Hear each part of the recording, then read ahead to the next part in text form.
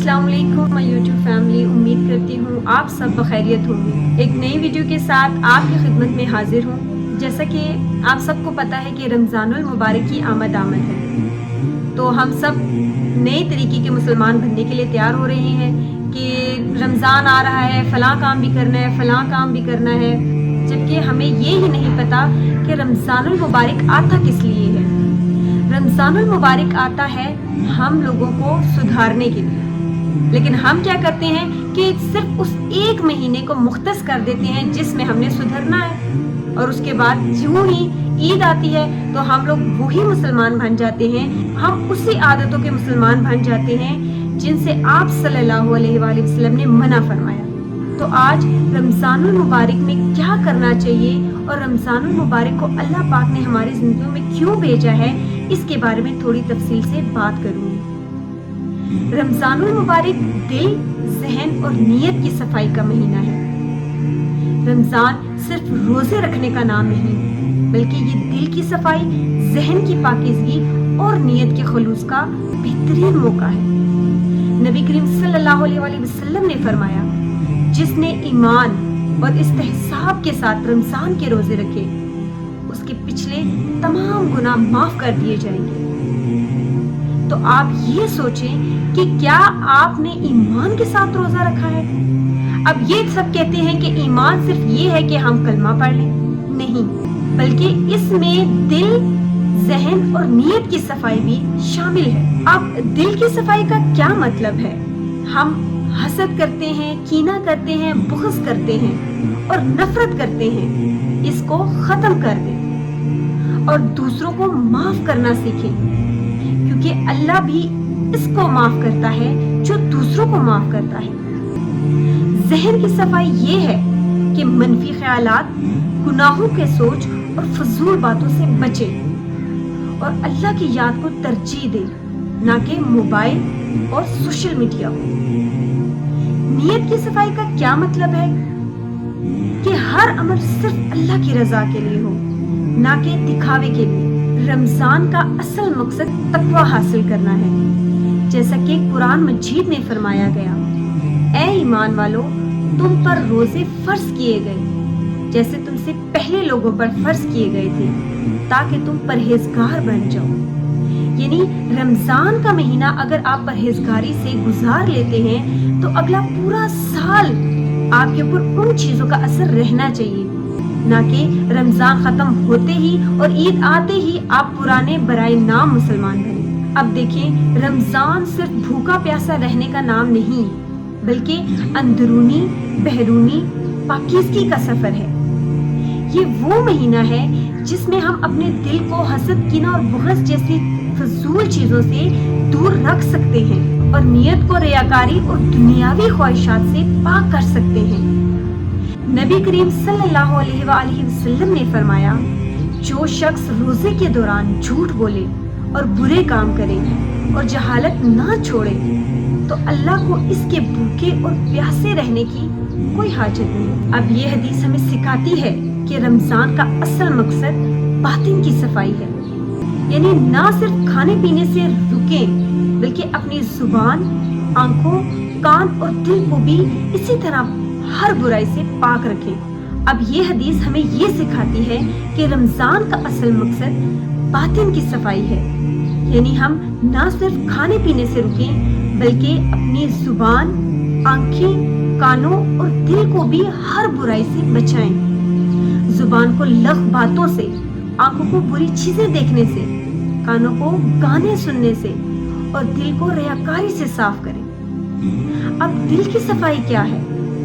दिल की पाकीज़गी ये है कि हम दूसरों के लिए दिल में बुग़्ज़, नफरत और हसद को खत्म कर दें, माफ करने की आदत डालें और मोहब्बत और हमदर्दी और खैर ख्वाही को अपने ऊपर लाजिम कर दें। आप सल्लल्लाहु अलैहि वसल्लम ने फरमाया, जो शख्स दूसरों पर रहम नहीं करता, अल्लाह उस पर रहम नहीं करता। यानी अगर आप चाहते हैं कि आपके साथ भलाई का और नरमी का मामला हो, तो आपके लिए भी ये जरूरी है कि आप भी दूसरों को माफ करें। اگر آپ چاہتے ہیں کہ کوئی آپ کی غلطی کو معاف کرے تو اس سے پہلے آپ کو بھی لوگوں کی غلطیوں کو معاف کرنا ہوگا، درگزر کرنا ہوگا۔ اب ذہن کی صفائی کیا ہے؟ ذہن کی پاکیزگی کا مطلب ہے کہ ہم منفی خیالات، ریاکاری اور ذہنی پاکیزگی کا مطلب ہے کہ ہم منفی خیالات، بیکار سوچیں اور دنیا کے وسوسوں سے خود کو آزاد کر لیں اور اپنے دماغ کو اللہ کی یاد اور قرآن کی تلاوت اور اچھے خیالات سے بھر دیں۔ رمضان کا ایک اہم مقصد غور و فکر ہے، کہ اللہ تعالیٰ قرآن مجید میں فرماتے ہیں، کیا وہ غور و فکر نہیں کرتے؟ یہ وقت ہے کہ ہم اپنی زندگیوں کو دیکھیں، اپنے گناہوں پر توبہ کریں اور اپنے ذہن کو گناہوں کی آلودگی سے پاک کر دیں۔ اب نیت کی صفائی کیا ہے؟ رمضان میں کی گئی عبادات اگر اخلاص کے بغیر ہوں تو اس کا کوئی فائدہ نہیں۔ آپ صلی اللہ علیہ وآلہ وسلم نے فرمایا، اعمال کا دار و مدار نیتوں پر ہے اور ہر شخص کو وہی ملے گا جس کی وہ نیت کرتا ہے۔ ہمیں اپنی نیتوں کو ٹٹولنا ہوگا۔ کیا ہم روزہ صرف رسم کے طور پر رکھتے ہیں یا ہم اللہ کی رضا کے لیے رکھتے ہیں؟ کیا ہماری نمازیں دکھاوے کے لیے ہیں یا واقعی اللہ سے تعلق مضبوط کرنے کے لیے ہیں؟ کچھ لوگ نمازیں تو پڑھتے ہیں لیکن ان کو یہ نہیں پتا کہ اس نماز میں ہم اللہ تعالیٰ سے تعلق کو مضبوط کرنے آئے ہیں، اور اللہ تعالیٰ سے تعلق کب مضبوط ہوتا ہے؟ جب آپ سجدوں میں اللہ تعالیٰ کو اپنے روبرو سوچیں۔ نماز کا مطلب یہ نہیں کہ جا کر کھڑے ہو کر نماز پڑھی اور واپس آ گیا، بلکہ نماز میں ہم نے کیا پڑھا اس چیز کو مد نظر رکھنا ضروری ہے، اور اس کے لیے ضروری ہے کہ آپ نماز کا ترجمہ یاد کریں۔ جب آپ نماز کا ترجمہ یاد کریں گے تو آپ کو پتہ چلے گا کہ آپ اللہ پاک سے کیا کہہ رہے ہیں۔ اللہ سے اگر بات کر بھی رہے ہیں تو اس بات کرنے کا کیا مقصد ہے؟ جب آپ صرف عربی رٹی رٹائی آپ یاد کریں گے اور وہی پڑھ کر آ جائیں گے تو آپ کو کیا پتا کہ آپ نے اللہ سے کیا بات کی اور اللہ نے اس کے عوض آپ کو کیا دینا ہے۔ اور اسی طرح کیا ہم صدقہ لوگوں کی واہ واہ کے لیے دے رہے ہیں یا خالص اللہ کی رضا کے لیے؟ اب ان سب باتوں کا نچوڑ یہ ہے کہ رمضان ظاہری عبادات کے ساتھ ساتھ باطن کی اصلاح کا مہینہ ہے۔ اگر ہمارا دل پاک ہے، ذہن صاف ہے اور نیت خالص ہے تو ہماری عبادات کا رمضان کے بعد بھی اثر رہتا ہے۔ اگر ہم ان چیزوں کو ساتھ لے کر چلیں گے تو نہ صرف رمضان بلکہ ہر مہینہ ہمارا رمضان کے مشابہ ہوگا۔ رمضان آتے ہی ہر طرف شور برپا ہو جاتا ہے کہ رمضان آ رہا ہے، یہ کرنا ہے، وہ کرنا ہے۔ کیوں؟ باقی دن کس کے ہیں؟ وہ بھی تو اللہ کے ہی ہیں۔ آپ نے اس میں بھی تو اللہ کو ویسے ہی یاد کرنا ہے، لیکن نہیں، صرف رمضان کے لیے یہ عبادات ہم نے مختص کر دی ہیں۔ اس لیے اب رمضان کے بعد بھی ایسی ہی عبادات کرنے کے لیے ہمیں اللہ سے خوب مانگنا ہے۔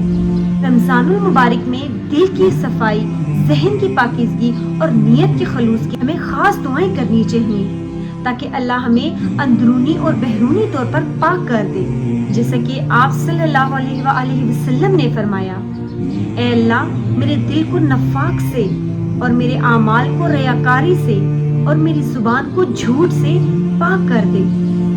جو انسان یہ دعا پڑھے پھر اس کے دل میں برائی کیسے آ سکتی ہے، اس کے اعمال میں ریاکاری کیسے آ سکتی ہے اور اس کی زبان سے جھوٹ کیسے نکل سکتا ہے؟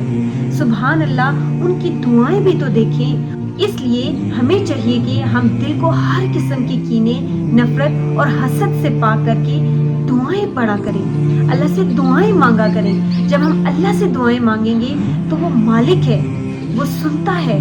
آپ مانگ کر تو دیکھیں۔ یا ارحم الراحمین، اے میرے مالک اللہ، میرے دل کو نفاق سے، میرے عمل کو ریاکاری سے اور میری زبان کو جھوٹ سے اور میری آنکھوں کو خیانت سے پاک کر دے۔ بے شک تو آنکھوں کی خیانت اور دل کے راز کو جاننے والا ہے میرے مالک اللہ۔ یا ارحم الراحمین اللہ، اے میرے پاک پروردگار اللہ، ہمیں ہدایت کے بعد ہمارے دلوں کو ٹیڑھا نہ کرنا میرے مالک اللہ، ہمیں اپنی طرف سے رحمت عطا فرمانا میرے مالک اللہ، بے شک تو ہر چیز پر قادر ہے ارحم الراحمین۔ اے میرے مالک اللہ، مجھے برے خیالات، وسوسوں اور غموں سے دور رکھ میرے مالک اللہ، تیرے سوا کوئی ذات نہیں میرے مالک اللہ جس سے مانگے اور وہ بلا کسی معاوضے کے عطا کرے میرے مالک اللہ۔ اے بے پرواہ اللہ، اے دینے والی ذات اللہ، ہماری دعاؤں کو قبول فرما۔ اے اللہ، ہماری نیت کو صرف تیری رضا کے لیے خالص کر دے میرے مالک اللہ، کسی کے دکھلاوے کے لیے کوئی کام نہ کرے میرے مالک اللہ، صرف تجھے راضی کرنے کے لیے اپنے تمام تر کام کرے میرے مالک اللہ، ہمیں اپنی بارگاہ میں قبول فرما لے میرے مالک اللہ۔ اے میرے مالک اللہ، ہمیں روزوں کو خالص دل اور پاک معنی اور صاف نیت سے رکھنے کی توفیق عطا فرما میرے مالک ملک اللہ۔ اے اللہ، ہمیں ہدایت دے اور ہمارے دلوں کو صاف کر دے، ہماری نیتوں کو پاک کر دے اور ہمارے لیے ہر کام کو آسان کر دے میرے مالک اللہ۔ اے اللہ، بیماروں کو شفا دے دے، اے اللہ بے روزگاروں کو روزگار عطا کر، اے میرے مالک اللہ قرض داروں کا قرض ادا کر دے، بے ایمانوں کو ایمان نصیب فرما، اے میرے مالک اللہ بے نمازیوں کو نماز پڑھنے کی توفیق عطا فرما، اے میرے مالک اللہ بے اولادوں کو اولاد نصیب عطا فرما، میرے مالک اللہ بیماروں کو شفا یابی عطا کر، بے شک ہر چیز اور ہر بھلائی تیری ہی طرف سے آتی ہے میرے مالک اللہ، ہماری دعاؤں کو قبول فرما اور اپنی بارگاہ میں قبول کر لے میرے مالک اللہ۔ سبحان ربک رب العزت عما یصفون وسلام علی المرسلین والحمد للہ رب العالمین۔ السلام علیکم ورحمۃ اللہ وبرکاتہ۔